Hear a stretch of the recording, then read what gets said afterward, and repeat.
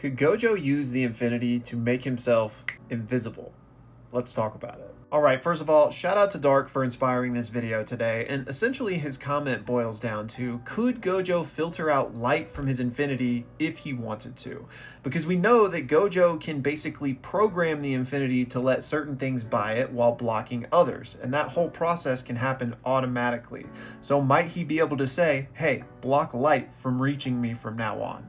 And this is probably a contentious debate in and of itself, because people, especially with power scaling, get really weird with infinity and light speed and all of that jazz. So, whether or not you want to think it's possible doesn't really matter to me. Let's just assume that he could do it and what that would look like. And he wouldn't really become functionally invisible, in my opinion, because if he's not letting light reach him, you're correct in that no one would be able to see him, but they wouldn't see nothing. Because instead of seeing through him in that case, which would make him functionally invisible, you're instead going to see a Gojo-shaped void where there is no light, because Gojo himself is still going to be blocking what's behind him, right? So even if he could do this, he would have to do something more complicated than just blocking light. He would need to refract it in such a perfect way that he ended up mirroring what was behind him. So he would need to bend each photon of light, or however you want to think about it, in a precise way that it ended up showing what was behind him. With the Limitless and the Six Eyes, might he conceivably be able to bend each ray of light in such a precise way that he did end up mirroring what was behind him?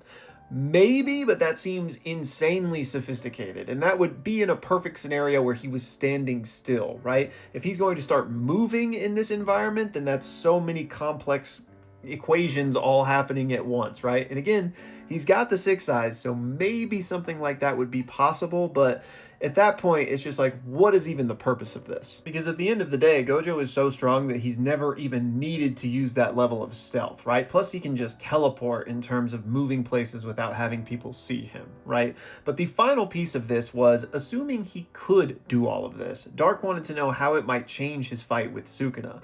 And honestly, I don't think it would change it, because even in like the most perfect version of this invisibility, there's still cursed energy being used, right? There's still changes to the environment as Gojo moves through it, even if he is invisible. And we've seen a level of sophistication in Sukuna's senses to where I think that he'd still be able to know where Gojo was, even if he couldn't literally see him.